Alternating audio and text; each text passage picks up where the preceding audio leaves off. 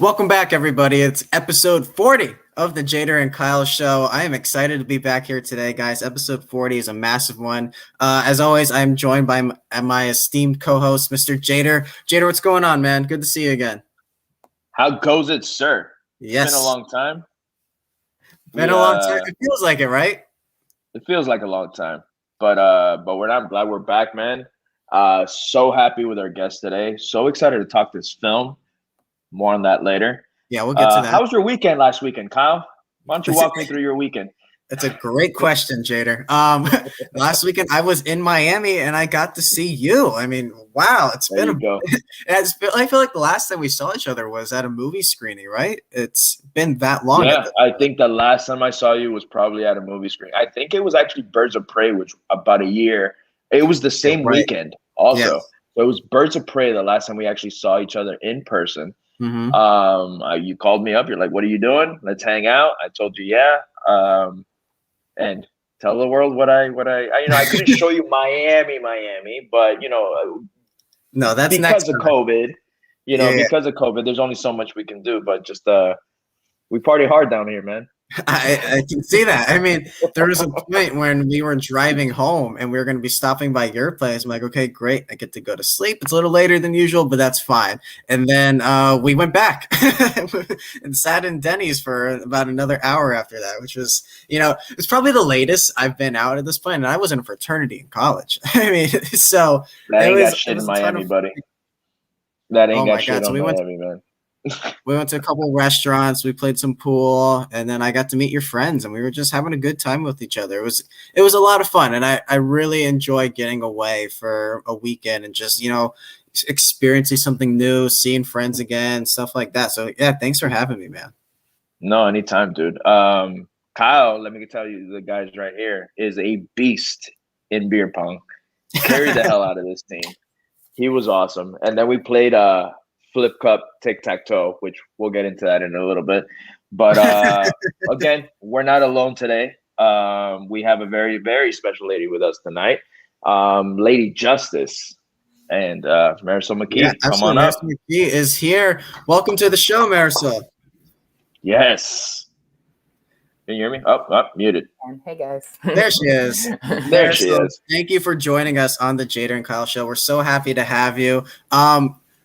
This is very interesting, Jader, because the way I don't know if Marisol knows this, or maybe she does, but we first heard of you when we were at the Orlando show for the Schmodown in Orlando back in about 2019 now at this point, right? Yeah. So I thought it was so funny. They did a Q&A afterwards, after Jader won the fan competition. And which I felt terrible. We'll jump into that story now. I'm sorry to interrupt, but I felt so bad because I bought a regular general admission $25 ticket. Like, that's what I bought, right? And I obviously wasn't going to miss out on the opportunity of being in the Schmodown. So I was like, there's no fucking way I'm leaving without them having my information. And I remember seeing Brandon Hanna there to the side, and everybody else was kind of backstage. And I walked up to Hannah.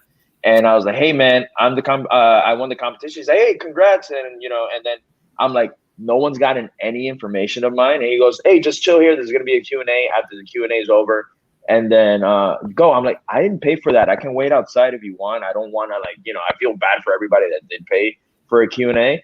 And he goes, "You're part of the crew now, man. Don't worry about it." I was like, "Man, that's fucking awesome." Like, that sounded so great, You that VIP already. Yeah. So, all right, Kyle, continue the story. But I think it's funny because at this Q&A that they had afterwards, it's just Christian and Mark on the stage, and they're just taking questions. And this guy stands up. He's like, "Yo, my girlfriend, she knows this stuff. She is the one, like, you guys, you have to watch her. I can send you her videos, but it needs to be on your show. She has the material. She's ready." And Christian's like, "Okay, we'll take a look. Turns out it was you. It was you all along, Marisol. So please tell me, because I haven't talked to you since. I know Jader has, but what was that moment like when your boyfriend just stood up and, basically pitched you to the show?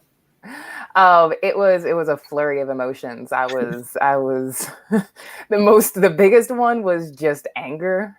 I was just like, shut up and sit down. What the hell are you doing? Like, you're embarrassing me. That was like the number one feeling. So yeah, it was front loaded with a lot of like embarrassment.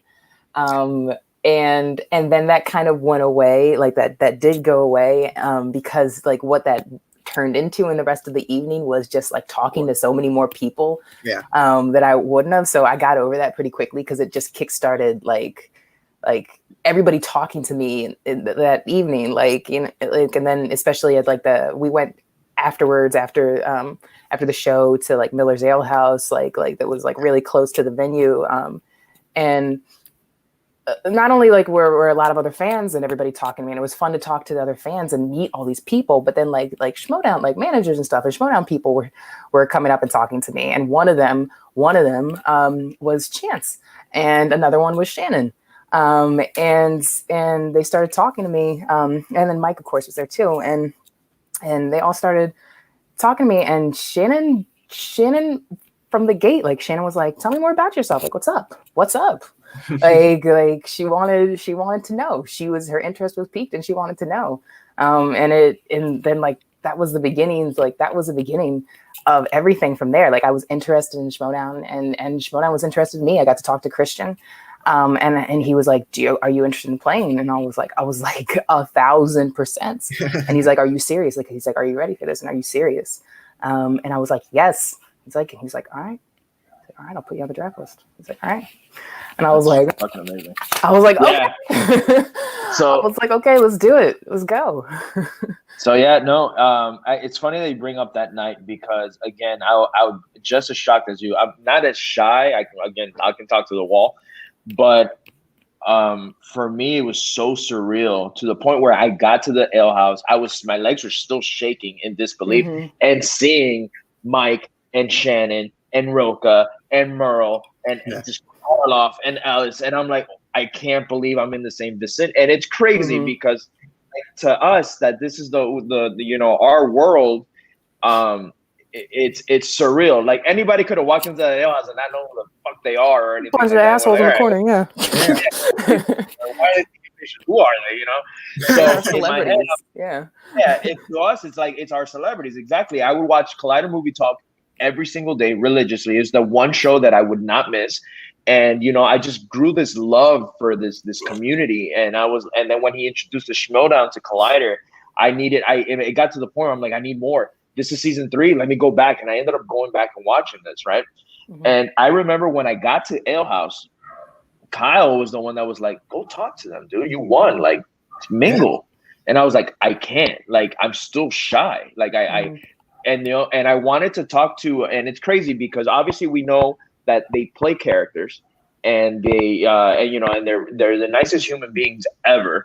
And I was terrified to go talk to Mike and to Shannon, like terrified. Like I was like, oh no, weird because they were the ones that we were like, oh, they're just kind of standing by themselves over there. Maybe leave it. Because it's funny because Chance even knew who I was already.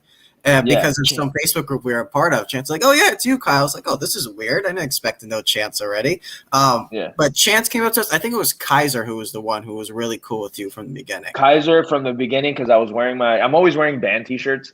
Yeah. So I was wearing a Metallica shirt, and that would have been me. Steve. So supportive all the time, love him. But yeah, he Kaiser grabbed me and he goes, good shit, kid. He goes, love the shirt, your dungeon material. And then someone was walking by and they're like, do not join the dungeon. So it was already like going back and forth. It was hilarious, right? And it wasn't, who did I break the ice with first? I think it was Ellis. Well, it was BC, but I didn't want it. Like, it was a mistake. I went to the bar and I see Ellis, Frankie Numbers, and BC all sitting together. And I obviously watching the show, I know that Ellis is a huge Coors Light guy. So I'm like to the bartender, buy that man a Coors Light. Gives him the Coors Light, walks over to BC and gives it to him. I'm like, not him. And then BC grabs the beer, kind of like puts it up, and I'm like, dude, it's for Ellis. And he goes, oh, gives it to Ellis. He calls me over. He's like, hey, what's up, man? And then broke the ice with him. Awesome guy. We ended up taking shots. After that, Harloff came over. He talked to me, and then he told me what he was thinking at the same time. He was just like, dude, it was insane. he goes, it was insane that he goes, you had this aura on you when you were on stage where we're like, this is the guy we need. Without knowing, he's like, I didn't even know if you knew any movie trivia, since there was a lot of people that showed up that, just brought their friends over. Like, hey, I have an extra ticket, come see the show, And then he's like, when you started hitting the first 3 questions, I'm like, oh no, this guy knows trivia. Yeah. And he was telling me, he was like, I wanted you to win so bad. He goes, even though that other gentleman, which was Jader number 1, I remember that. No, man, I honestly wish like Harloff could give him a shot because he was a question off, dude. Like he knew his stuff, and so it was insane, insane that Harloff was like, this is what we wanted. Again, I remembered Marisol. We spoke briefly as well that night. I met. It's crazy because I met James White was there that night. He was the second person I talked to when I won because I was nervous. I couldn't even sit down in the crowd. I missed like part of the manager bowl because I was still in like disbelief that I had won. Mm-hmm. And I went outside. I don't know if you know Mike Deacon. You know Mike Deacon from Orlando? He's very involved. Okay. Yeah. Okay. But Mike, one of my boys now, like I actually going up into Orlando to visit him now and stayed at his place. He's very cool chance. But Mike came up to me and he's like, man, congratulations. You did really good. You're going to kill it. Good luck. Walked away. James White is there. James White congratulated me. Again, not knowing. And then right after that, it was you. You were like the third person I spoke to. Crazy enough that we were going to be the rookie class. Right. So I remember when I saw your name on the draft board, I was so ecstatic because Steph, my girlfriend, was sitting right behind you, but like you were a little bit more to the right instead of immediately behind her. And she said you were lights out during my questions. She's like, you guys. She goes, you guys would have gotten a sudden death. She goes, she missed one and you missed one. She goes, you guys. She goes, you guys would have gotten to sudden death had she gotten that ticket. Right. Yeah, she's got a great memory. Yeah, like I remember answering questions. I didn't know I did. I didn't know I was on that level. I didn't know I was on Jader levels over here. Okay. No, not at all. But she told me, and then when I saw your name on the draft, I remember mentioning you to Janine. I'm like, that girl is good. I'm like, Shannon picked up one hell of a fucking player. Because I had seen your fan match afterwards. You only did one, right? Because I only found one on you. Only one official. Okay. I did a bunch of in Full Metal. I did a bunch of like classics, like group kind of matches. But I only, by the time like right before I got drafted, I had only done like one official like multiplex match. So I don't know if you knew this. You were supposed to be my first match. Really? Yeah. So like when we both got both got drafted. Yeah, the Brittany Young match was supposed to be you instead of Brittany Young, and I think it was it's a scheduling thing or something like that. Oh wow! This was this is what was told to me. They're like, you might have McKee. So I was like, give me everything you got on her, and that's why I know you only had one match because I saw that one match, and I was like, what the fuck?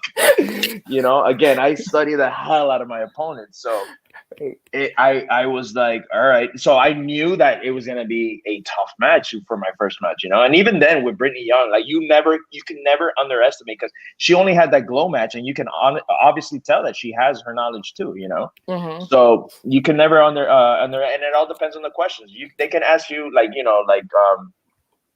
15, 14 questions of just shit, and you're gonna have an awesome game, or vice versa. So I remember when they told me that's why I'm like, she's only played one match. This is going to be hard. And then they're like, oh, but you haven't played one, so she doesn't know. I'm like, she was there. So Marisol, what was it like when you got the call that you are going to be a part of this? Like you're not even with Shannon yet, but you're on the roster. That was I had believed, Christian had told me in Orlando. Like he had told me that like nobody actually like informed me of it. I just saw it like when the list was like, I don't even know if the list was posted. I really don't. Maybe the list was posted. I don't remember. Last year, season 7 was a whole different animal than already the draft process in season 8. But but I just knew from talking to Christian in Orlando, he was trying to see how committed I was. And he was like, are you ready for this? And I was just like, yeah. He's like, all right. He's like, He's like, it doesn't mean you're going to get actually drafted, but I will put your name on the draft list. And I was like, that's all I can ask for. Like, I was like, I'll take it. That's all I can ask for. I wasn't, but to take it a little further, I didn't know that I was actually going to get drafted. That I did not know ahead of time. I discovered that when, like as it was happening in the draft, like as the news was announced in the draft, I discovered that I got drafted. I hadn't spoken with Shannon and them ahead of time. I think that I kind of distinctly remember this. I think like Chance was like vetting me at when we met in Orlando, because I know I had expressed interest, and I remember one point in the evening, Chance was just hitting me with questions. Like while we're just standing there at the bar, like drinking. Every time. We're just standing there freaking time. He's like, okay, so you're interested, and I was like, hell yeah, I'm interested. He's like, okay, all right, and he just starts, and did he throw Pixar questions at you? Because that's what he did with me. Probably. I think he threw a little bit of everything, but I mentioned that he was just trying to get a feel for like everything, and he just started throwing all kinds at me. And he was like, which actor has like cameoed in the most like Tarantino movies or something, like it was like something like that, or it was like which actor plays multiple roles in the Kill Bill series or something like that. Wow. And he was just like throwing like the intense questions. And I was answering whatever he gave to me. I was just answering it, and I know that was probably like I sensed in my mind he probably looked at his chin. He's like, "She good." He was like, "She's cool." You got the stamp of approval. Yeah, I got approval from fans. I'd like to with me, man. I remember that he started just throwing questions at me that night, and it was Pixar. Oh, you like Pixar? And I was like, all right. I was keeping up with him and shit. I was like, whoa, like what is going on, dude? You know? And then I remember, and I feel like Chance. It's crazy because we've had Chance like twice on the show, and he's been such a great guest. And he, it's crazy because I feel like when we're in person, he's always in character. Like he doesn't let up, right? So we were having some beers one time, and he was like, "I'm gonna annihilate you and you and you," and I'm like, "Cheers, man! Let's have some beers. You know, we'll see each other in the battlefield. Let's just relax." And he goes, "It's just I'm very competitive, man." And I'm like, "No, I know, and you're fucking one of the best, dude." So, but it's crazy to me that we can call them all our peers now. Like, it's crazy to me that I'm like, hey, like again, someone like Chance, where I'm like, hey, you want to jump on the show? Yes. Snyder was like, hey, can you jump on the show? Absolutely. And it's insane to me. And I love this just little family that we have now. Right. Mm-hmm. A community full of amazing people. And which you already kind of knew, like you could tell by seeing these people and admiring these people. But then when you get to actually know them, that's been one of the greatest gifts about becoming like directly a part of the Schmodown, even as a competitor, and networking more with the people who actually make it up, is that like they like, oh, they're even more awesome than I originally thought they were. Like they can back up, like they seem like great people, and they could back it up by actually being like decent, amazing folks. Like whenever I'm interacting with them one-on-one, whether in a match or talking like, like DMing, like, and discussing other matches, or just behind the scenes, like talk, like it's been like a joy, just a joy every step of the way to realize that these people really, really are as awesome as they seem. So Marisol, so to be a part of the Schmodown, you really have to have like a vast movie knowledge, right? So I'm curious to be good at it. Yes. To be good at it, yes. You can have a couple characters out there, but to be part of it, you really do have to have a vast movie knowledge. So my question to you is like, where did your love of movies come from, and how long have you been really inundated in them, actually knowing all this stuff about them? Movies, they're my medium from childhood. Like it's my medium. It's my number one art that I absorb in the world. Like, some people have poetry, some people have books, some people have, paintings, sculpture, music, movies that's my art. Like that's my favorite medium for interpreting the world around me, for telling stories, for absorbing stories, hearing stories, experiencing, connecting to other people, connecting to other human beings, connecting experiences and everything. Movies, there's infinite ways you do that, and movies is that thing. And it started also, and I also really had my parents to thank for that, because my parents, I would not call either of my parents like cinephiles, but my parents both had distinct things in moviedom that meant a lot to them, and they meant so much to them that they made sure they passed that stuff on to me and my sister. Really me. My sister doesn't like movies. It didn't work with my sister. But they would incorporate so much. Like we always had we had family movie night, like twice a week at least. And so at a very young age, I try to do that with my kids now. Mm-hmm. And like showing them classics and all that, yeah. And it's terrific, yeah. And what it did from like a really, really, really super young age is it got me to experience and tie all these excellent memories and experiencing all these adventures and hear these amazing stories and associate it with great memories with my family. So like it at a really early age, I got to associate that with just joy. Like movies were joy. Movies were an escape. Movies were a time to connect with my family. And my parents were so committed. Like they loved the things that they loved. Like they would show me just the classics, just the greats. Like we would watch Indiana Jones, we would watch Jaws, we'd watch Star Wars, we would watch Jurassic Park. Like they would just show me like just some of the best movies ever made. And I was like, this is amazing. Like, what is this? And that's my foundation. So everything I went from there, like I just got deeper and deeper as I got older and older, and I got into movies on my own.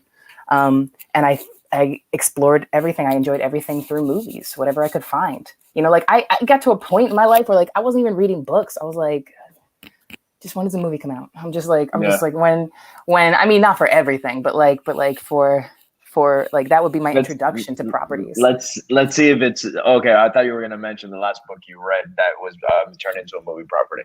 For me, it was The Hunger Games. That was the last book off of movie property that I read. The first book. Because I read that book because of the hype of the film coming out. And everyone was talking so much about that movie. And I picked up the book and I read it maybe in 2 days, 2 to 3 days tops. I remember I finished reading the book the Thursday screener night. You know how they always have the sneak peek Thursday night before the wild release? Yes, I do. So I saw I went to go see it Thursday, like at 8, finished the book maybe half an hour before the movie started. So it was fresh in my mind. Went to go see that movie and got so disappointed compared. It's not that it's a bad film, because it's not, but compared to that book, it is nothing. It's nothing compared to that book. So I said that I was so disappointed with that first film that I'm like, I'm not going to continue reading this franchise until the movies come out. Because when Catching Fire came out, I ended up loving that film, loving it. That's my favorite one of I think it's the strongest of the quadrilogy, whatever you want to call it. The quad, it's definitely better than the last two. I can tell you that. Especially the third one. Like the third one made me not want to see the fourth one. Well, the third one's doomed. I mean, the first Part movies when they started splitting the final books into 2 movies, that trend. They always do that. The only one that worked for me, the one that worked for me was Harry Potter, because I still love that Deathly Hallows. That's the OG. That's the one who started this all. Yeah, that's for me was the out of the splitting ones that is it still stays strong. Part 1 of Deathly Hallows and Part 2 are just they're fantastic films. So. Well, remember, Avengers was supposed to do that before, when it was like Infinity War Part 1 and Part 2. Like it was supposed to be. When I first saw them, like, man, Justice League, even Justice League too. Justice League was supposed to be a two-parter. Yeah. Did you hear that rumor that this Snyder cut is supposed to end on a cliffhanger? I mean, why? You're not. They already said, yeah. It's so stupid. Well, that's not this conversation. Just throwing that shit out there. No, but I'll take up your whole show. We I don't want to derail the show. We start talking about DC and Snyder. Yeah. Oh my God.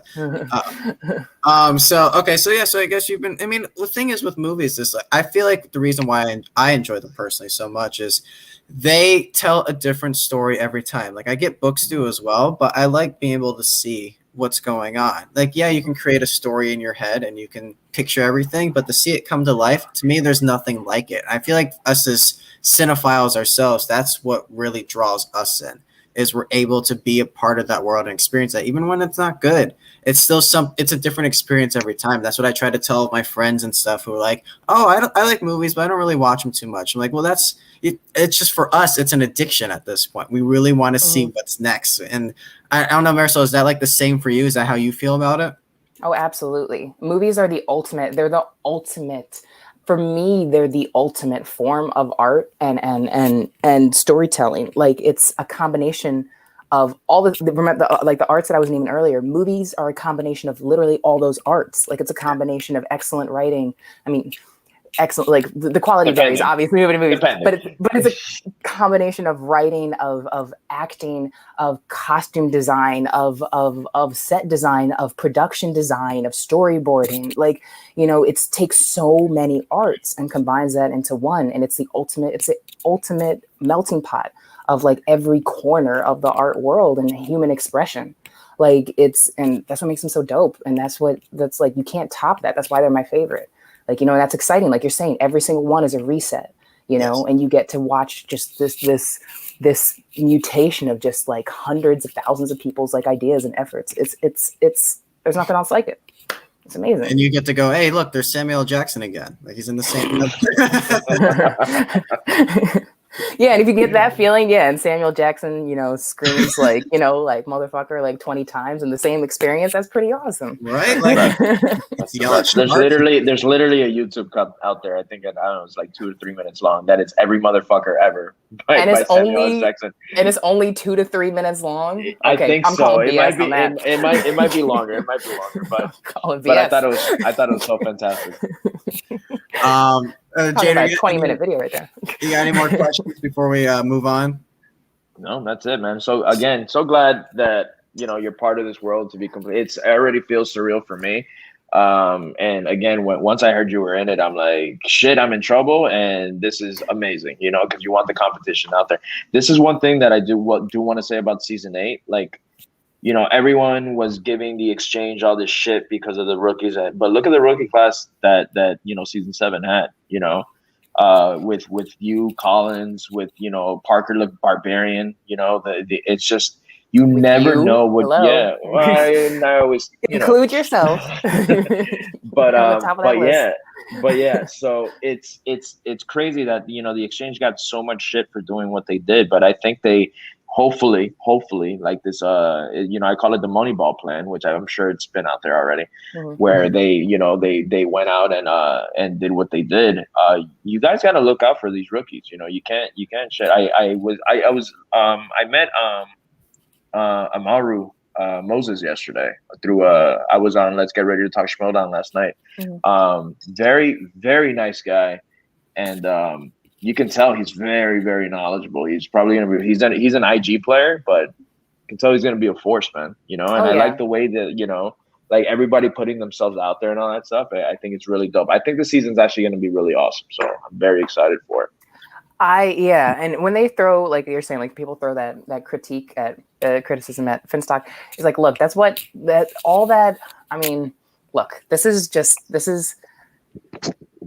the more.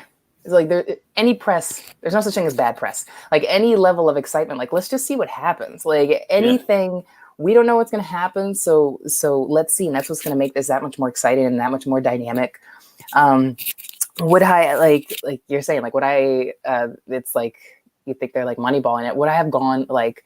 I know the criticism is just for going like all in on rookies like that. Would I have done that? Yeah, that's going to garner criticisms. Would I have personally done that? No, I wouldn't have. But like you're saying, it's like what you're saying. Like, let's see where this goes. It's got people interested. It's got people talking, and it's got a lot of hungry people, you know, waiting in the wings with something to prove. And there's so much opportunity that comes from good coaches as well, because it's not a team full of rookies. You have your vets with Barbarian, Roken, and JT leading the team, right? And then it's just them. Like, again, I can't stress enough how, like, the dossier or what they want to call it. The infamous dossier. I've trained with Barbarian. I've trained with Bateman. You know, like I've done my matches with them, and the way they have everything set up on that squad, it's scary, because they're definitely ready. You know, it's just, are the players willing to put in that work? You know, do they really want this? Are they really going to be hungry? And it's all going to be a waiting game now. We're all going to wait until we see what they can do. And, you know, the next Adam Collins could be very well in the Finstock exchange, you know? Well, there is no next Adam Collins. And I'm not saying that because he's like, my bestie right now. I'm saying it because I am saying it because, you know, I know that's hope. He's a fucking encyclopedia is what he is, man. insane the knowledge the man has. Yeah, the reason we hadn't seen him do that is because it not everybody can do that. So I get their casting as wide a net as possible and hoping that somebody meets that level. Yeah. I know that all those people are going to rise to the occasion in their own, make a name for themselves in their own way, and that's what's so exciting about it. And we'll see. I hope, like one of the things I'm so grateful about being back on Corruption is that we have a team of people who we know are on the same page. We got to reassemble a lot of our squad because we all understand, one of the no one wanted to leave Corruption. Look what happened on the Laura Kelly match. She was just like, fuck you. Like, it's not happening. Because it was a testament to what I do feel that other squads are, I think, trying to, if I may say, might be so bold, other squads are trying to catch up with us in terms of that widespread group dynamic, which is not something. It's something that you can find. You can find at other places, but it does take effort. It does take work to find. It isn't born out of thin air. And I know that there are a lot of squads. I'm sure in other squads realize the potency, the power behind that kind of hive mentality and that force. And I respect a lot of other squads for now trying to get the ball rolling, keeping that in mind, and trying to create that kind of dynamic in and of themselves, because that's definitely one of the key sources of Corruption's resilience and our power is the strength of our bonds with each other.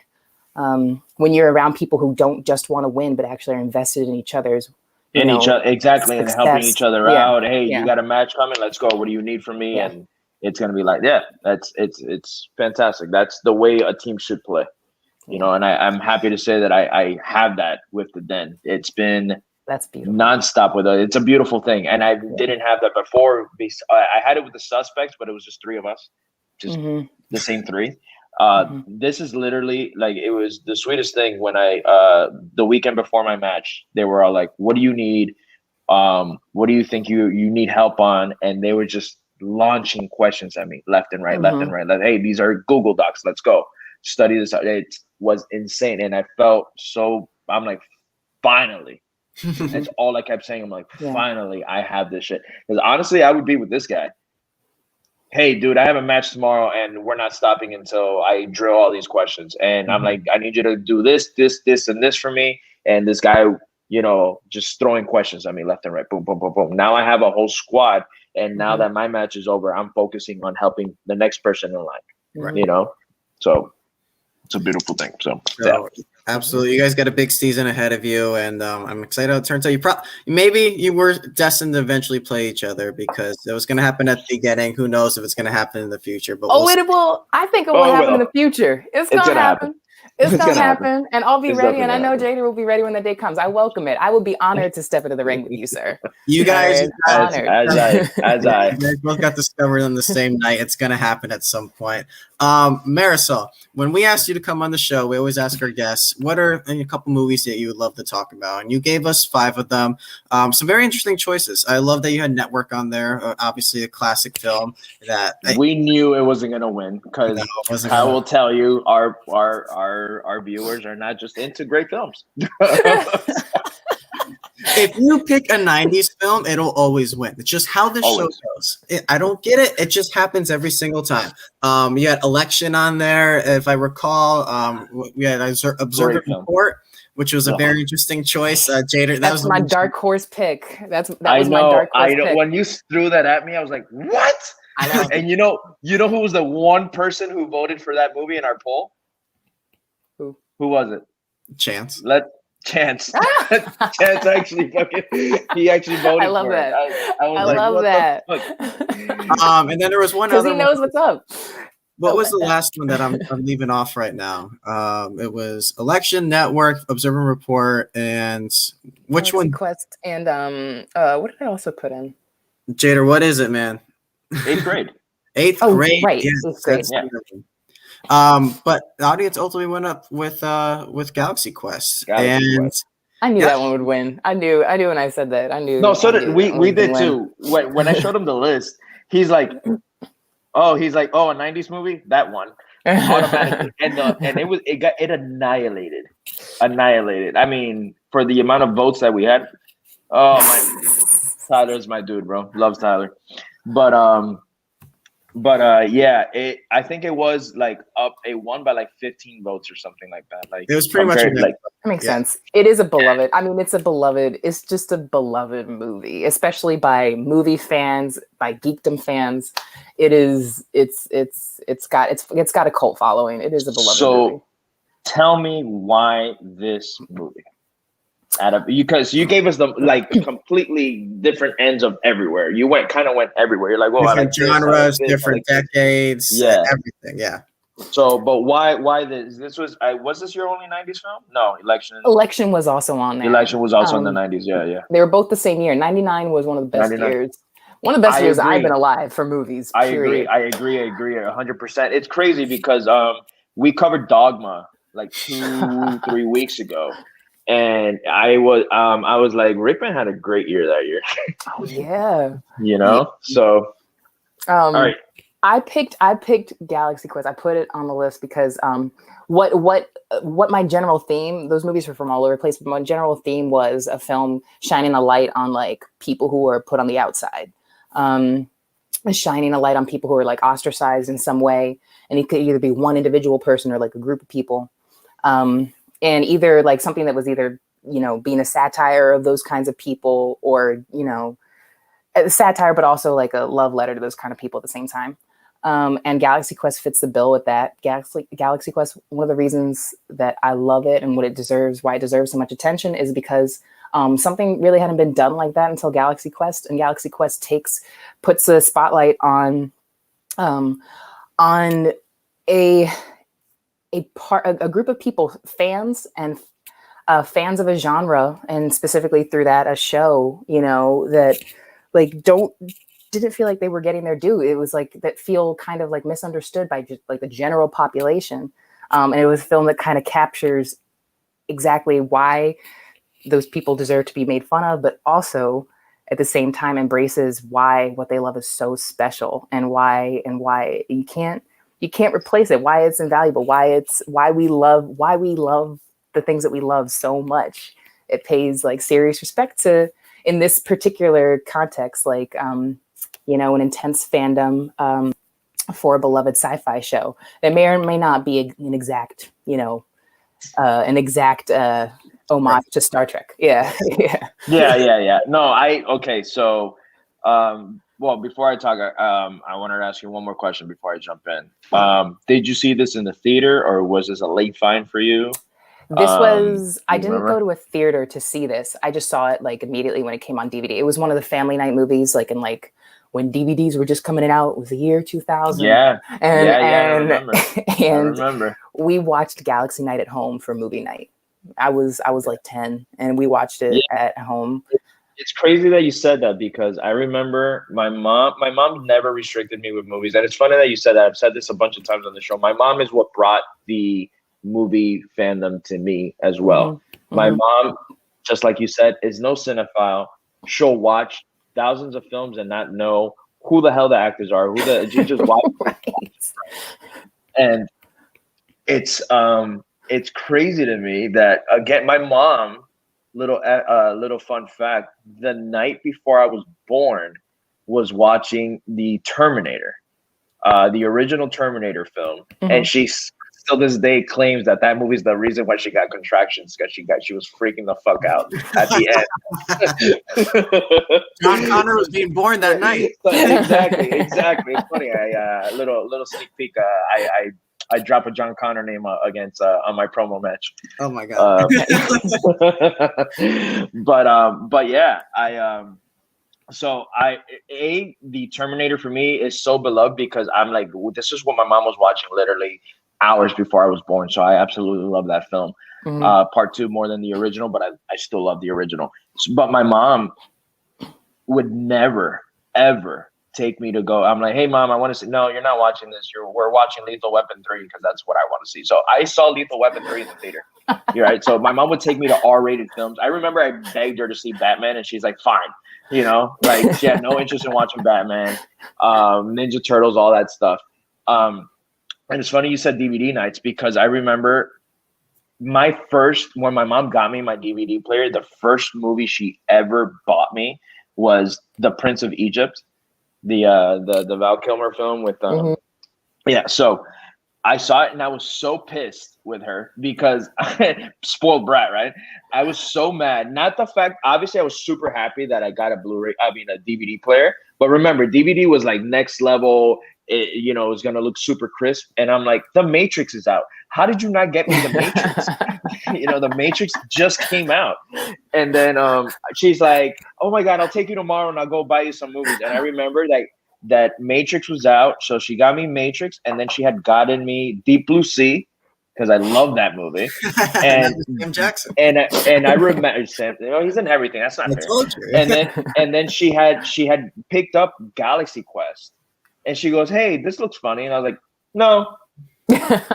No interest in watching that movie whatsoever. So I have a cousin of mine that absolutely loves this film, but just loves these movies in general. Like, he loves weird science fiction films and what have you. Mm-hmm. And he's always been like, he loves slapstick, and he just loves comedies, right? Jesus Christ. Oh, can love her. But yeah, so I had no interest, and he would tell me all the time, dude, watch this movie. It's so funny. It's so, I don't like, just, I have no interest. Since, again, I was 13 when Galaxy Quest came out. It's like, I have just no interest in that. I don't know if you remember the movie Evolution. I love Evolution. Yeah, the David Duchovny movie? Exactly. Yeah. David Duchovny. Yeah. Orlando Jones, everybody. So Evolution was kind of what I gravitated towards instead of Galaxy Quest. I think they came out like 2 or 3 years ago. But that was like what I was. 2 years after, yeah, it was 2. Yeah, so that's what I saw. Never got around to Galaxy Quest until today. It's the very first time I saw this movie ever. I didn't know what it was about, and that's kind of what grabbed me. So nearly, like, no secret now, I loved this movie. I thought it was fantastic. It hit me nostalgically for some reason. Like, I don't know if it was just a 90s thing that I just like really, really, it hit me. I'm like, man, this feels like just one of these old films that it's going to make me feel great, even though I saw it 21 years after it came out, had no idea. I thought this was a kid's space movie. Right? Mm-hmm. Had no idea how meta it was. Had no idea that they were actors on a TV show and the whole kind of like Comic-Con fandom. I had none of that. I had no idea. And I'm like, I was cracking up watching this during my break today. And I'm like, man, this is great. This is so great. But I'm a sucker for these films. Kyle, not so much. So we're gonna get Kyle's POV in a little bit, but it's I feel like it's the age gap between him and I that he doesn't like the 90s, but I absolutely love that. I feel like we'll get into that, but I just feel like I was watching and I'm like, this movie is pretty underrated because no one really talks about it besides like my girlfriend and Kyle, my cousin. And a couple friends that tell me, man, that movie's funny as hell. No one really talks about it. No one really mentions it. So when you put it on your list, I'm like, this has to be good. If she's throwing it at me like this, I'm telling you to pick any 5 films you want, and you throw this one in there, I'm like, this has to be good. So when I told my girlfriend, hey, I'm watching Galaxy Quest. I think I was on the phone with Kyle when I told her, and he heard her like, yeah, and I was like, holy shit, man, That's the right reaction. I'm like, holy shit. But I mean, we'll get into the categories in a bit or anything, but just for a first time watch, man, this was one of my favorite first time watches that I've seen on the show. I've covered a lot of films that I had seen before. Mm-hmm. And there's a couple that I've seen for the first time, and I was just like, yeah, this is fine. This was one of them that it hit me nostalgic without me ever seeing it. It just kind of brought me, I'm like, damn, if I would have seen this, I would have been like, it kind of brought me into the state of mind of a 13-year-old self again. Mm-hmm. So thank you for this, by the way. This was great. Kyle? No. So going into it, I wasn't really looking forward to it because I had Starship Troopers on the mind for a movie that we were supposed to watch on supposed to do an episode for this on this network. I watched the movie. Spoiler alert, I didn't like Starship Troopers. I wasn't a big fan of that movie.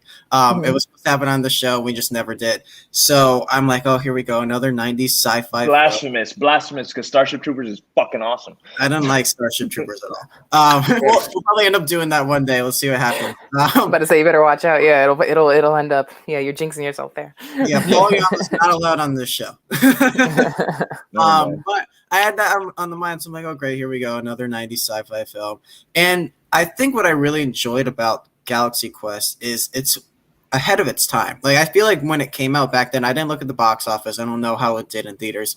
But I feel like this movie was way ahead of what was to come, because this is in 1999. We hadn't even gotten X-Men yet, or Spider-Man. Like, those haven't even been. No, we got X-Men. We got X-Men the very next year.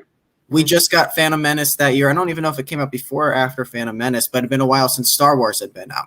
So really, fandom, the biggest fandom going around was maybe the Batman movies at that time, or Star Trek was going on. And this movie really grabs what I love most about it. It grabs how fans latch onto something, and they love it with a passion. It's not a obsession to the point of toxicity. These are the fans that actually are true fans. They're the ones who aren't they're spreading around, they're not being toxic to each other, even though the internet is so bad right now for fandom. When you're together in a room of people who all love the same thing, I could feel that in this movie. And that's what I really appreciated about it. I went to a Star Wars celebration 4 years ago, and I had a blast at it. And at the time, people were still debating all the stuff that was going on within it, but everyone shared a love for the same thing. And I could feel that in this film. I wanted the actors who were in the TV show to feel the same love that Tim Allen had for his TV show. And, I wanted them all to jump on board with that. So I think that's what I really appreciate about it now is I want to ask you guys is, do you think this movie would work today? If it was released today, would people enjoy it, or do you think it'd be kind of shunned? I'll go with you, Marisol. Thank God. It's a lot to unpack. So we got Jeff Alterman, great friend, great TV shows, YouTube channel, and he said Galaxy Quest came out Christmas '99, so it came out after Phantom Menace. Phantom Menace came out in May, so yeah. And he likes Starship Troopers. I'm gonna bring Jeff. Let's do the Starship Troopers episode. We're gonna force Kyle to watch this shit again. I have to watch it again. And this ties into what you're saying, Jader, about it igniting so much nostalgia. Galaxy Quest could not be made the way it was made if it was released today. It would not be made the same way. It would not be received the same way. It's tragic. The story of Galaxy Quest, and there is a great documentary on Prime, specifically of the movie and its release, for you guys to check out. What's kind of tragic about Galaxy Quest is that it was undermarketed. It wasn't pushed. The studio didn't really know what to make of it, and that is evident if you watch when you watch the film. It is evident enough that you could tell there were kind of like creative. You could see editing inconsistencies. Like you could tell there was some kind of creative push and pull. Yes. I actually have a question, and I don't know if this was done on purpose, but I'll write it down because I noticed a little like something was off, and I'm like, was that done on purpose? Yeah, it was a dub thing. Some inconsistency. Like, yeah. There's two of those. Yeah. The studios didn't have faith in it. The long and short of it, the studios didn't have faith in it. DreamWorks didn't have faith in it. And they didn't promote it as much, they didn't push it as much. So it was like it wasn't like an absolute, like it doesn't enter any of the list of like the greatest bombs of all time, but it wasn't. I don't think it was embraced the way it could have been. Yeah, it didn't have great marketing. Yeah, which is why it's developed this cult following. I also don't think that it could be made today because the internet exists. The internet. Like, what the fuck is the internet? I think we've learned so much, and so much has changed, and so much has developed in terms of the internet. Its prevalence has allowed toxic fandom to mutate and grow in certain ways. And I think that with everything so hyper test grouped and, a hyper focus grouped and studio executives being they're at the mercy of toxic fandom. Like, like they can't make a film, especially a film that they will think will appeal to a very like niche demographic or something. They can't make a film like that without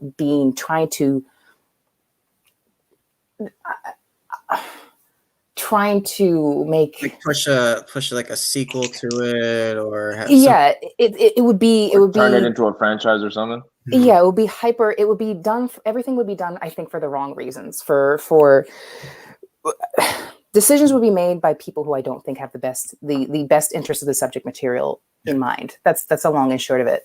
And I think Galaxy Quest was made by people who didn't have any agenda, who were Comic Cons weren't nearly as big in '99 when they as were they are making now. Original films. Yeah. Like, this is what it is. It sucks. It was made with, I think the intentions behind Galaxy Quest are so much more pure, and not as shrewd, which makes it so much in it a lot more genuine. Like I said, it's a movie that's poking fun at the fandom and also lovingly showing you why people care about what they care about, and legitimizing why people care about what they care about, and why fandom, and why and really embracing the beauty of deep-rooted fandom, like communal fandom, for anything. It doesn't have to be just specifically like a sci-fi TV show. It could be anything. And I just think those are details that would be lost, that would be eaten up by I think those would be eaten up by the studio machine today. I think those details and that heart would be lost. I'm not saying it couldn't happen, but I just think that there would be such a bigger lean on it being like really, really snarky and tongue in cheek and like a crude like satire, rather than just like more heartfelt, which is how the movie is. I think I think there would be so many. The movie would be nothing but Easter eggs. Like it would be nothing but like wink at the camera moments. That's what I would say that as well. More of a. Obviously it's kind of shadowing, I guess, what Star Trek is in that universe. It's Star Trek basically. That's what I sound like. Yeah. It's Star Trek, right? I feel like they would try to make it more Star Trek-esque, like throw more like, hey, like this is Galaxy Quest, but they're gonna have more Star Trek Easter eggs if they make it now. So I would agree on that 100%. And this is one of the reasons why I liked it. I felt like this was such an original script. I thought it was so funny. And again, just like Kyle said, ahead of the game, because it's very meta. And very self-aware, and I feel like more and more films now are like that, very self-aware, for very, very. If it's not a spoof film or anything, spoof films are obviously more aware, where they'll look at the camera, this and that and that. Not that they did this here, but I had that vibe with them, and I cared a lot about these characters throughout. I at first. And again, this is something that I said while I was watching it. Tim Allen, man, is so underrated, just like this film is. I feel like Tim Allen is a very, very underrated. And obviously he gets a lot of shit because of his political views now. And again, we said this a million times, it's not a political show, so we don't dig into that.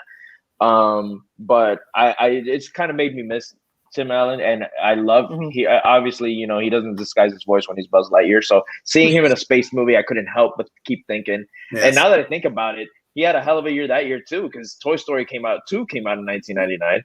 So he had Galaxy Quest and Toy Story come out. But well after Jungle to Jungle. Oh, there you go. Mitsubishi. I think what's it's funny because everything's got a fandom now, and today the negative voices are the loudest, and that's what ruins fandom. Like, I mean, I got attacked by the Scooby-Doo fans last year. I didn't even know that was a thing, but the Scooby-Doo fandom is out there.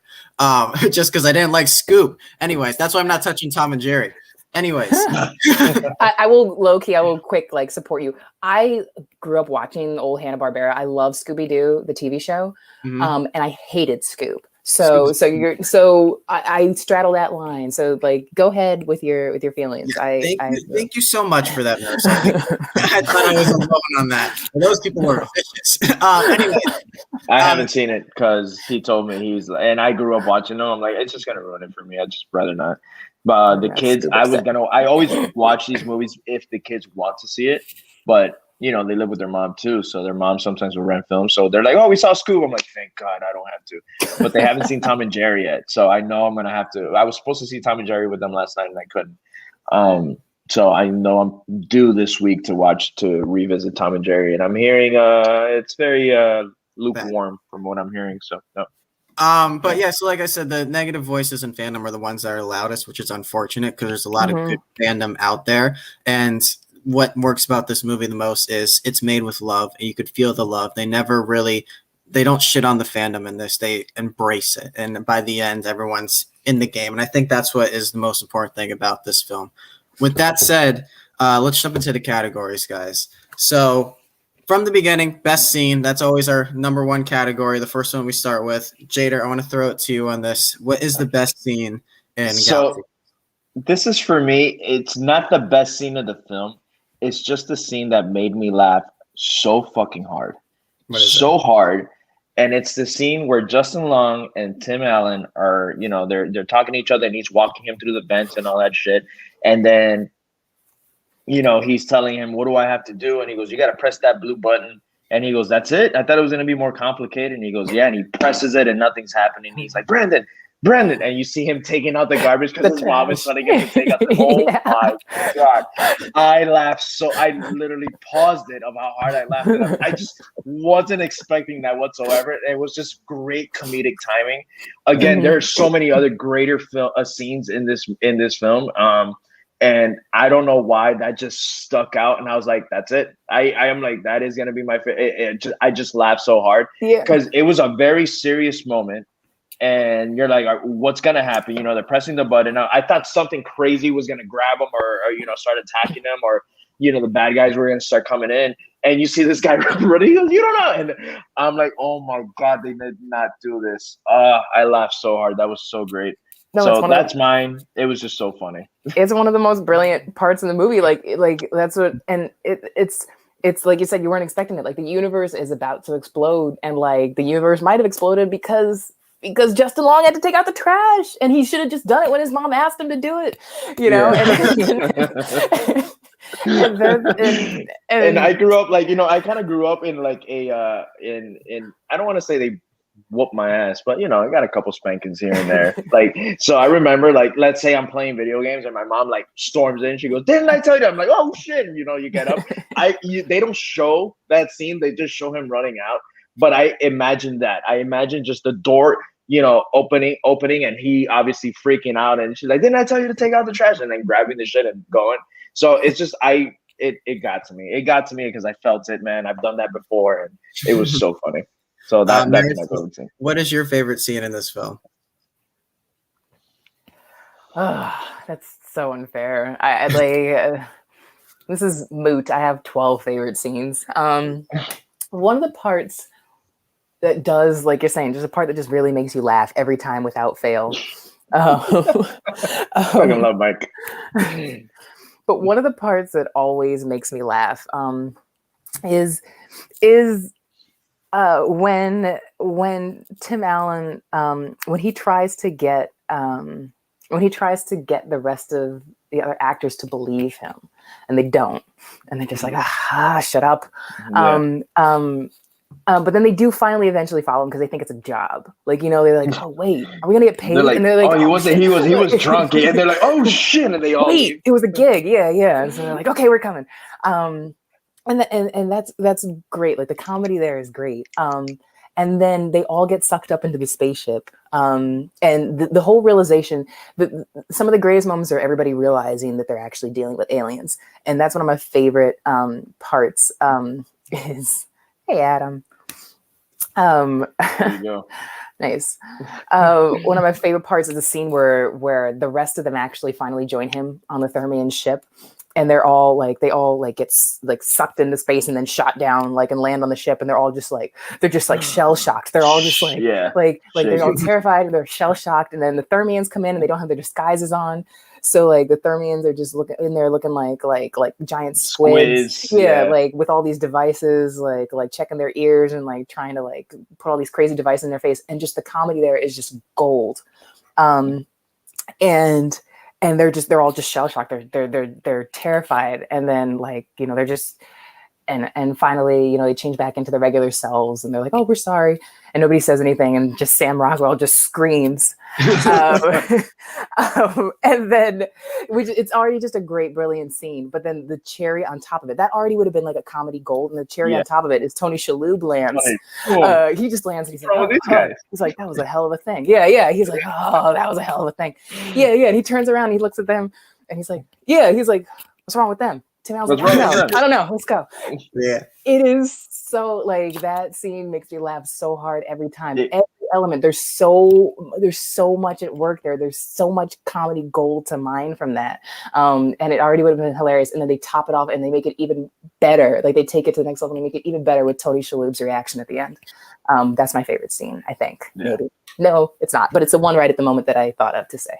It's your favorite scene right now. So that's good. It works for the show. Right. I went with when they get to the planet with those little cute aliens. When they come out like, oh, they're so adorable. What are they doing? And then there's the miners. It's kind of her. Oh, the miners. They're miners. But the one who's got a limp, and they're like, oh, they're helping him, and then they just all the teeth come out, tear them apart, and you see the reaction from the team. They're like, oh hell no, we gotta go. We're out. Fuck this. Yeah, we're out. I love that moment. I love everything on that planet. I think that planet is so funny. From you get to the rock monster later on at a certain point. Tim Allen ends up stuck there. I think that's a great entire scene right there. Him just trying to fight off this rock monster. Oh, dude, when they suck the I forget what it's called, but that pig lizard thing, the pig lizard thing, and then he's on. Oh my god, that was so freaking funny too. Yes. So yeah. I love that planet, those aliens. Seeing something go from cute to angry so fast, and then their reactions is amazing. I forget what the actor's name is. His name is Daryl Mitchell. I thought his reaction was so funny when he saw that. He just immediately turns around, looks like he's going to throw up, and just gets off screen. It's perfect. So I gotta go with that scene. That takes us to our next category, which is best line. Usually I try to find something profound or something that's a little more deep. No, not this time. Funny. I usually do too, but not this time. Yeah, I thought it was so funny when Tim Allen beams back up to the ship, and Alan Rickman's like, "I see you've managed to get your shirt off." It's like, the superstar actor who, of course, he's got to find a way to take his shirt off. I think that was so funny, and the way Alan Rickman delivers it is perfect. So that's my favorite line in the film. Jader, I'm going to throw it to you on this. What is your favorite line? Mine is also an Alan Rickman line because he was fantastic in this, and it's him struggling. When they're talking about that commercial they were doing or whatever, and he was by grab Thor's hammer. What savings? Way he was what a save. How disgusted he was that he's like, I'm not saying the line. Like that's the whole gimmick through the beginning of that film. And he makes him say it again. But it was also such a profound quote at the very, very end when God damn it, what's his character's name? Is it Jed Reese? No, it's not Jed Reese. Jed Reese is the actor. Yeah. I know, and I'm blanking on the actual character's name right now. Who the hell is it, man? So sorry. All right. No, I'm blanking. I'm blanking. But is it Quellick? It starts with a Q. Anyways, when he gets shot, obviously it's a very, very sad moment and all that, and he says it to him kind of like a send off. But that beginning again, it was all about the comedy for me in this. I thought it was so great, and when he says by grab Thor's hammer, what savings? Fucking died, bro. It was just so freaking funny. So that's mine. Marisol, what do you got for this? This is the hardest, to pick the best quote, the best line in this movie. There is no, this is a movie overflowing with brilliant lines. One of my favorite ones though is a throwaway one though. There's and it's on the planet with the miners. Of course Colin knows who it is. Of course it is. But that's right, his name was Teb. Yes, that's who it was.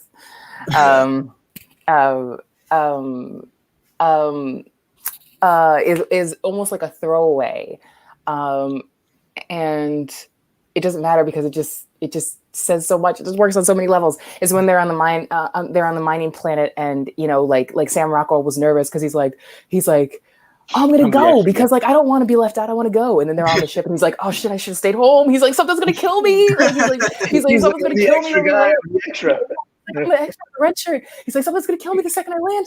So he's really nervous. And everybody's just like, shut up, like chill, relax. So everybody's been dismissive of him. But then when they're on the mining planet and they realize that the miners are like bloodthirsty and they're like ravenous and everything, like they're like, oh no, they're out and they're running away. And Sigourney Weaver's like, let's get out of there. At least she's like, let's get out of here before one of those things kills Guy. And that line made me laugh. That's my favorite. That might be one of my favorite lines in the whole movie. And just that sudden just acknowledgement of it's not just his paranoia. Everybody else is buying into that too, buying into the joke too. They're like, yeah, we don't really know you, so yeah, something probably is going to kill you. So let's get off before something just kills you. Favorite lines of the movie. Let me say something quickly. I don't know if it's just me, but I thought they were going like a comedic route when Ceres is disguised as Fred at the end, like before they use the Omega-13, and he starts obviously going off on everybody. I noticed that everyone got shot but Sam Rockwell's character, and I thought they were gonna do like a comedic thing with it. While I was watching it, I'm like, oh my god, this is gonna be hilarious if he's the only one that survives. Obviously, I thought he was gonna press the Omega Red and bring him back. I knew they were gonna die, but I'm like, that's gonna be so freaking funny. But that's not the route they went. But I noticed that he was the only one that doesn't get hurt in that scene. I'm like, this is awesome. That's a really great point. Really great point. I mean, I won't say. We'll get to. I won't say what I'm going to say. I'll save it. No problem. But yeah, I just wanted to bring that up because when we get to interesting details, there's a little portion of that. I mean, I can just say now, Sam Rockwell had input on that scene right there because he said, my character is probably going to die at some point, so can he be the one that doesn't? And they allowed it to happen. So that was all Rockwell right there. That was deliberate. Yeah. That's awesome. Casting what ifs. I got a couple in here. David Alan Grier was the second choice for Tommy Webber, and Jennifer Coolidge was the second choice for Laliari. I think that's how you say her name. But Missy Pyle's character. Missy Pyle's character. Yeah. So they were both the second choices for that. Harold Ramis was originally supposed to direct this film, and then he wanted Alec Baldwin, who turned it down. And he also looked at Steve Martin and Kevin Kline, who all turned it down. And then eventually Harold Ramis just left the project, and that's how we ended up. Wow. Tim Allen. Yeah. So a lot of things changed throughout the process. And then my favorite one is Paul Rudd auditioned for a role in this film. I don't know what role. I feel like it would have been Sam Rockwell's character. I feel that. Yeah, absolutely. Yeah. He definitely looks like a Guy Fleegman. Absolutely. Yeah. At that point in his career, and the ages of the characters, it would have to have been, Guy Fleegman. Right. Yeah, it couldn't be anyone else. And honestly, he probably would have worked that or Justin Long's character. I feel like would have been funny. I think he's old. He's a little older than Justin Long. That's probably why. But you all know Paul Rudd be drinking that vampire's blood. Yeah, no, that was going to say. I found it abused, but you went very, very dark. You're trying to look. But to your point, you're acting like Paul Rudd in '99 couldn't pass for a high schooler. You can pass for a high schooler now. But let me tell you, it was a treat to see Sam Rockwell in this film, not knowing that he was like, I had no idea he was in this. Like they had Steph right before I watched it, she said Sam Rockwell's in. I'm like, what? And then she's like, yeah. And she goes, and it's crazy because she goes, 2021 Sam Rockwell is not 1999 Sam Rockwell. Like what you get, what you have now. And then seeing him in this role again, the ending, the casting killed me as well at the very, very end of the film. That was so great. Yeah. But go ahead. Sorry. No. Well, that brings us now to the Mahershala Ali Award for Best Sharpshooter. So this goes to the character who does the most in the least amount of time. And Marisol, I want to start with you on this. Who was your pick for the Mahershala Ali Award? It might be all of our picks, and it's kind of piggybacking on what you said. It's definitely Sam Rockwell. Like he's my pick. He's a character who, the beauty of it, you can tell like especially the improvisational nature of this film, the feel of so much of this film, you could just see like something like this, how the ideas grew, like as the script went along. And I feel like you could just see so much of what makes Guy so memorable and so funny is because of what Sam Rockwell put into him. Yes. You know, that's shit that wasn't in the script, you know, like, and Guy is definitely like he's definitely a supporting character. You know, he's not really in the movie that much when you think about it. But compared to the impact that he has, literally the funniest moments of the movie in every single moment he's in, you know, that's bang for your buck. And that's a character that he has some of the No, he's great. No, quotes like for days. He's kind of like whatever, like in the beginning, and then he's kind of like not whatever, but you know, kind of like sleazy and all that shit, and then he just turns into like this. It's just comedic genius. Well, that's Sam Rockwell, and then for him seeing obviously how he ends up when you know they finally got. You know I don't know if it's just a continuation, right, of the show that they get. Whatever. Yeah, so they get that, and he's part of the crew now from being like just that extra character in that one episode. You know, so I thought that was just a great journey for his character as well.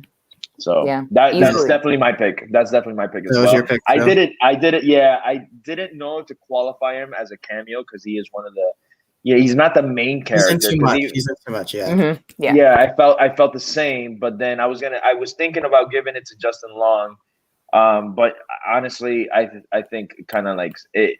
I have to give it to him. I know he's in it a lot, but given screen time from everybody else, he has the least of the main characters, so qualifies. He has the least of all the main characters, and he has like some of the funniest bits in the entire movie. I would have gone with Rockwell, but I just felt like he was in it a little too much to qualify, just because I kind of consider him to be in the main cast. So I went with Justin Long. I thought Justin Long, this is his acting debut, actually, which is I did not know going in. And yeah, you can kind of see it right off the top that this guy's going to be someone who sticks around for a while. He's funny. He's got the right timing. His back and forth with Tim Allen is great. And that trash scene that you mentioned, Jader, I think is just so funny as well. So I thought Justin Long hit it out of the park in the two scenes he was in. And then he goes with the fireworks at the end. I thought that was so great. So I would go with Justin Long for this. That brings us to the Bill Murray Award for Best Cameo. Marisol, I'll throw it right back to you. Who's someone or something that was in there like very briefly, and you're like, you know what, that person's awesome. It was just one time, and then they're gone, or maybe a couple times. So this is not necessarily directly off of what they did in the film, because it was just so early in their career. But it's just fun. It's fun when when an actor becomes really famous. I think you got the same one. Okay, we probably do. It's fun when you see an actor who's so famous and so distinctive and known for something, and you go back and discover, like, oh my God, like, you know, like them, like really on their career. And so Rainn Wilson plays one of the, Rainn Wilson plays one of the and he just like has like, I think he has like one line really. Yeah. Okay. So I was going to ask, did he die or something? He's not in the end of the film. You know, he just disappears. He doesn't die. I even told, because I'm obviously a huge fan of The Office, and I was Steph sat down with me and saw that maybe the last 30 minutes with me, and I'm like, dude, what happened? And I didn't even call him Rainn Wilson because she doesn't know who Rainn Wilson is. I'm like, what happened to Dwight? And then she's like, what do you mean? She's like, what do you mean? And then I'm like, Dwight's in this movie, and she goes, "Shut the fuck up!" And I was like, "No, I'm serious. He's in this movie. I saw him in the limo and at the beginning. Yeah, he's in the very beginning of the movie. I thought he was going to be one of the main of the help me out. What are they called? Thermians. Yeah. One of the main aliens that they like. One of the main aliens, because it was the same. You know, it was the same five, and he just kind of like, that's it. That's all. That was his role. You know, so I'm like, man, that was a little nicer. Again, knowing who he is now. Going back to seeing this now, I'm like, holy shit, that's awesome that he's there. Yeah. Yep. Exactly. And you pick that out right away because he's even almost like talking like you can't miss Rainn Wilson when you see him. And even just for that one scene, like he's so distinctive. He's become such a distinctive actor because of The Office that you notice it right away. I feel like Rainn Wilson is the correct answer, but I went with the Rock Monster because I thought the Rock Monster was great in the 2 scenes he was in. Racing around, and then when I love the scene at the end where Tony Shalhoub just puts him on the ship and it takes out everybody. That's great. It's like it's perfect full circle writing. Hey, we're gonna bring it back on. He's gonna come in. He's gonna take care of our business for us. The Rock Monster. You win the award for the Bill Murray Award for Best Cameo. Congratulations. To the Gary Oldman Everyone Award for Best Overacting, obviously honoring his work in The Professional. He was way over the top. Anyways, I'm going to take the reins on this one. This is Malthusar for me, Enrico Colantoni. That accent, and obviously, we like to say on this show, this award is 80% compliment, 20% insult. I love this character, Malthusar. He's one of my favorites in the film. But he was great. The accent is like he's on the verge of yawning the entire time, and he can't keep it in. And every time he spoke, I'm like, you are definitely overdoing it, but that's what you need for this. And it works so well. You feel so sympathetic for him towards the end. I really enjoyed Enrico Colantoni in this, but he's definitely overdoing it. So he wins this award for me. Jader, I'm going to throw it to you. Who wins this award? I actually gave it to all of them. Not just Matt. All the aliens? All the aliens. Every single one of them. And again, this was when, just like Kyle said, this was more, it's definitely more compliment. It works so well for the film. But the young, like not the young, but every little gimmick that they were doing, their hands and everything just works so well. I'm like, these are, and you want to know what's crazy? In retrospect, as I was watching the movie, I remember seeing the previews, right? But I don't remember them being actors. But I remember seeing the previews and their characters annoying me where I'm like, I'm not watching this fucking film. It's stupid, right? And now watching it, I'm like, this shit totally works. This is great. So that's who I gave the as I was watching it, I'm like, oh, I know who's getting the Gary Oldman already. But it just works so well. Am I right on about how that accent sounds though? They are yawning the entire time, right? Yeah, absolutely. It's so good. Marisol, who was your pick for this? I do like that. I mean, I'm not gonna challenge. You're not wrong with that. Like you're definitely not wrong. It is over the top. They save it by just being so endearing. Those silly aliens. So my pick, I actually didn't really have like an obvious choice for this, but my pick are the villain, Saris. Like he's like kind of like, I know Tim Allen calls him like lobster head at one point, and he has like these kind of like wings or something on the back of his like body. So and so they would only flare up when he got angry. So I was like, and every time I would watch it, I'd be like, those wings are doing way too much. So I'm gonna give the. I was actually looking at the antenna, that he had. Yeah, I was looking. I'm like, man, this. And I told Sal, man, makeup's actually really good. Like it looks good. But yeah, I can definitely. Mine is more like a joke answer, obviously, because you know how much I love this. But yeah, like I was just like, he would like scream and get angry at his crewmates, but like this just for good measure, like, you know, those like scales or whatever, like his like wings on his back would just like flare up whenever he got angry, and I was like, that's okay. All right, I get it. He's angry. So that's my pick. So bringing back another award that Jader just reintroduced us to before the show, the Steve Carell See You Next Tuesday Award. This is something we had to come up with at the end very quickly. I feel like you can easily give this to the villain, Saris, as obviously he's the villain. I want to go with first half of the movie, Alan Rickman, because he is just a dick to start this movie. Like he's so miserable. It's so great. I think he wins this award, does he not? The first half of it. Absolutely, man. Oh my god! So I feel like that's a good one right there. Saris obviously qualifies for this, but do you guys have any other picks? Mine is like the first half of the movie as well, and my pick is Tim Allen for the first half of the movie. That's who I was going to. God damn it, McKee. Hey, we're on the same wavelength, man. No, completely. I just think that Jason is just like, he is just, and no, that's the point, because he sucks. He sucks. He is like the point that like hits the most, which the movie obviously wants to feel, is like when he's a dick to the fans, you know, like and the movie's just like, it's like, you're not a dick to the fans. Don't do that. He had a reality check, and the people that are actually keeping that again, they said a show that hasn't been on for 20 years when he's in the bathroom, and you take it on the people that actually care about you. Yeah, that's like those are your allies. That's your bread and butter. Those are the people who care about what you're doing. Mm-hmm. Yeah, like, and funny enough, again, like the whole poetic justice of it all was that it was Brandon. I was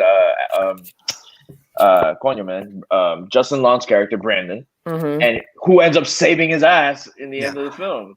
Yes. So great. Yes, that's so great. But yeah, that just says it all right there. Like, like that's no matter what you were. I didn't even think about the rock monster until you brought it up, Kyle. But like, the beauty. One of the things that is so excellent about this movie is everybody has growth. Everybody, even the smallest characters, goes from point A to point B. Like everybody grows in this movie. Everybody gets to a different point. Like every single character, the main characters.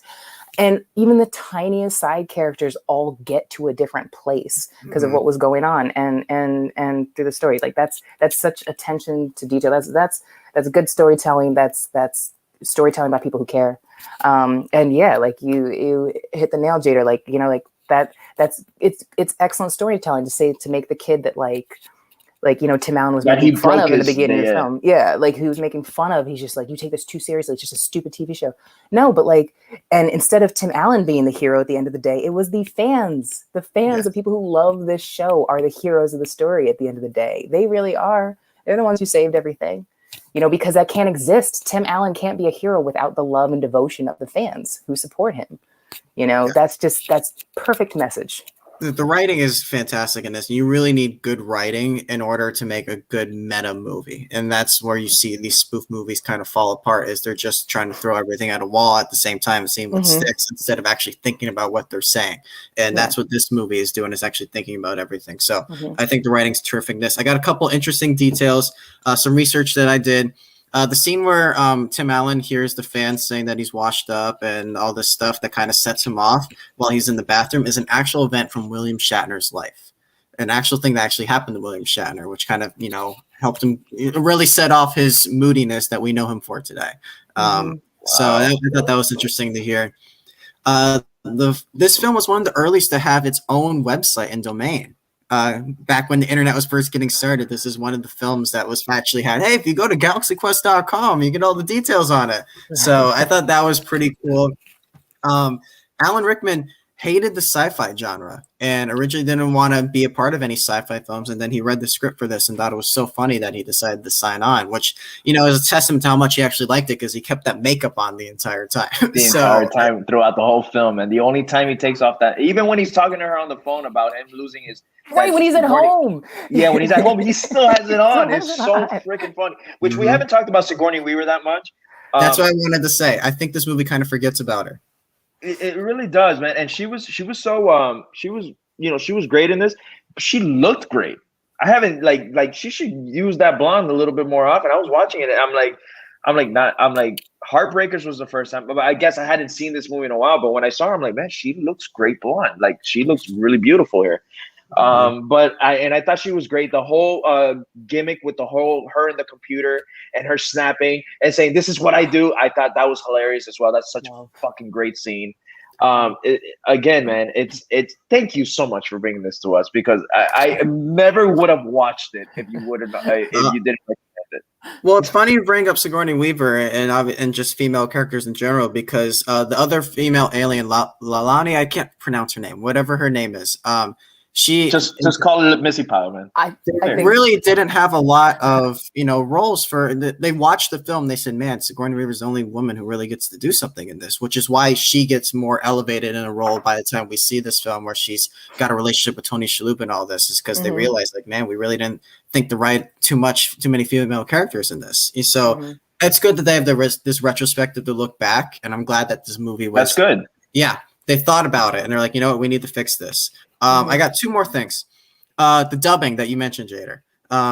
Sigourney Weaver, there's a scene where the clampers going down. What the fuck? Yeah, okay, so I wasn't crazy. Scene. Yeah. Okay, so I wasn't crazy. Okay, because I clearly heard her say "what the fuck," and they dubbed it to a screw up or screw that. Screw that. And she's supposed to say, "Well, fuck that." Well, that is 100% Dean Parasot just telling the studios to go fuck themselves, because Yeah, they interfered so much, and he was like, they were pulling apart. They were so desperate to try to make the movie. They wanted it. The movie was originally supposed to be rated R, and they wanted to repackage it for a family film. So they neutered a lot of sexual jokes. They neutered an angle with Sigourney Weaver where she like seduces like the aliens, which is why, you know, she suddenly towards the end, all of a sudden her boobs are just hanging out of her outfit. I was thinking, I was watching that. I'm like, that wouldn't fly now. I feel like everybody would start like saying, people like, would be like, you know, how dare they like exactly. I'm like, that would not fly now. Yeah. Yep. Well, there was a reason why in the original what they filmed, but they had to scrap in editing. They had to scrap a lot. But one of the things, like, he was like annoyed about the most is that, like, like in they originally filmed her, she's like, well, fuck that, you know, when she sees the choppers, because who wouldn't? And he was like, you know what? We're gonna dub this and we're gonna leave it in obviously badly so that everybody notices how bad it is. And that's completely on purpose. Like the terrible dubbing is 100%. No, I said it had to be on purpose. It is 100% on purpose. When I saw it, I'm like, but I'm like, did I get an edited version? Like, I'm like, where, like, you know, I started like, I'm like, what happened? So yeah. It was his little pushback. It was his little rebellion for them, like nice. Reworking the movie a little too much, overextending their hand. Even back then, the studios were way too involved when they should have just let the directors do what they want to do.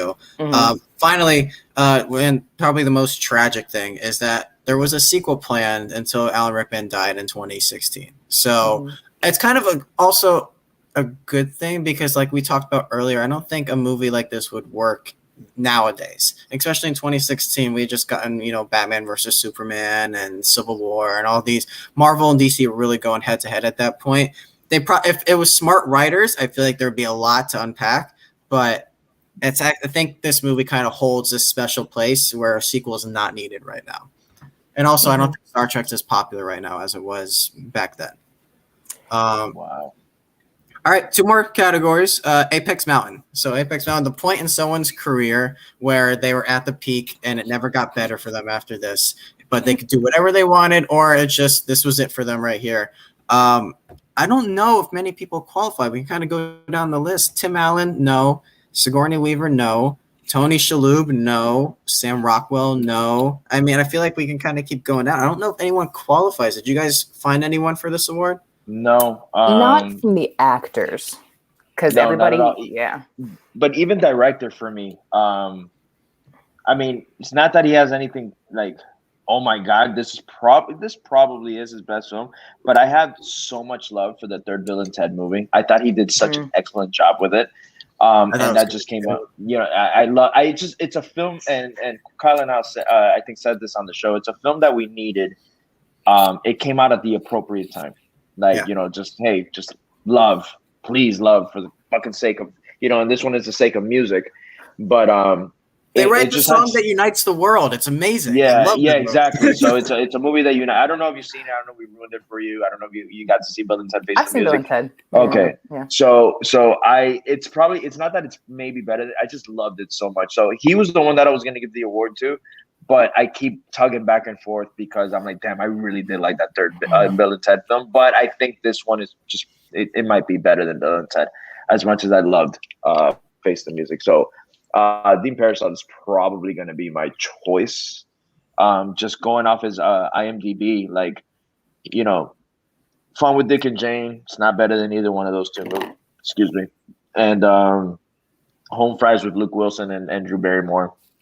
It's not better than Galaxy Quest. I don't remember that movie. What about Daryl Mitchell? Does he qualify? Yeah, he can. He was another one that I was like, what else has he really done? So I haven't paid enough attention to Daryl Mitchell. He was also one of the literally the funniest things in 10 Things I Hate About You, which had also come out that year. 99, man. 99. We got it. Let me tell you that'd be a great episode, Kyle. We have Marisol too is a big Red 2 fan. Okay, Colin's just up in here lying. But look at that comment right before that. Look at that comment right before that. Yes, I know. I agree with you. It is, man. God damn it is, man. But You know what? So Kyle and I, we do a draft. We do it like every 10, 15 episodes where we'll do a movie draft. Chance was actually in the last one, and we had Chance, Robert Parker, Craig, and then Kyle and myself. So it was panel, and we do a snake draft, fantasy draft, and we do whatever topic we're going to do. So the first time we did it, we did best 2014 films, and, just try to come up with the best list. And then the last time we did best comic book films. But I'm thinking we should do a 1999 best film, like 5-6 films, and try to make the best roster for 1999. That feels like something that's definitely in the pipeline. Like 1999, that has to happen because 1999 has so many great films, so many absolutely classic films. Classic films. So, Marisol, I'm gonna keep you in mind for that episode. Actually, if you're willing to join us again, because that's gonna be a rad episode. Marisol, do you have any picks for Apex Mountain? So you guys talked about the two that I'm thinking. I think that was Kyle. This is a good point to bring up. Daryl Mitchell. Like, in spite of all that, I feel like this is like, if I think of him, this is the number one thing. Mm-hmm. Galaxy Quest is the number one thing I think of whenever I think of him. It's not necessarily with anybody else. Not with Sam Rockwell, Alan Rickman, Sigourney, Tim Allen. Misty Pyle, even like obviously Rainn Wilson, Enrico. I always forget his last name, but he had that sitcom. And Justin Long. Like, it's not the first thing I think of when I think of any of those people, but with him, it's always the number one thing that I associate with him. So I might actually, pick him. And I won't touch the Dean Parasite, because Dean Parasite was my original answer, but you make an emphatic case for Bill and Ted for that franchise. That franchise does mean a lot to people. I saw the Bill and Ted movies for the first time very recently, so they don't. Last year. Yeah. I mean, it's okay. I'm like, I saw Galaxy. I saw Galaxy Quest for the first time today. So, I saw them originally a long time ago, but I wasn't. Bill and Ted wasn't a film that I saw over and over again. I would say once in a while, mm-hmm. And then I saw it. Maybe I saw it last year before. I definitely saw them all three back to back, like right before Face the Music came out. I did see them, but I did see them when I was younger. I did like them. I like them more now than I did back then. It's just, I don't know what it is about it that I kind of resonate now. I like those type of films. I like that they love music and, just everything about their characters. Well, I get it, because a lot of people tell me, they're like, I had friends that saw Face the Music without, or try to see Face the Music without watching either one of Bill and Ted's 1 or 2. Ooh, they're like, dude, this movie sucks. Like, and I'm like, can you go back and watch the originals, please? Because you're not gonna fucking get the jokes. Let me know how that works out. Like, just go and watch the third movie in a series without watching any other ones. Let me know how that works out. Yeah, dude. So they're like, this movie. They're like, that movie was terrible, and I was like, what are you talking about? The movie's great. And then I'm like, you didn't get the jokes from the front. They're like, oh, I've never seen the other two. I'm like, well, you're a dick. So, is this the Apex Mountain for rock monsters? Like undoubtedly. I don't know, man. Ragnarok, is Korg count as a rock? Oh no, you're right. Yeah. Well, he's not a monster. He's got a soul. Yeah, that's right. Piss off, ghost. Piss off. It's funny because I thought of Thor in the Dark World. I didn't even think of Korg. Oh my god. Okay. Yeah. All right. Sorry, rock monsters.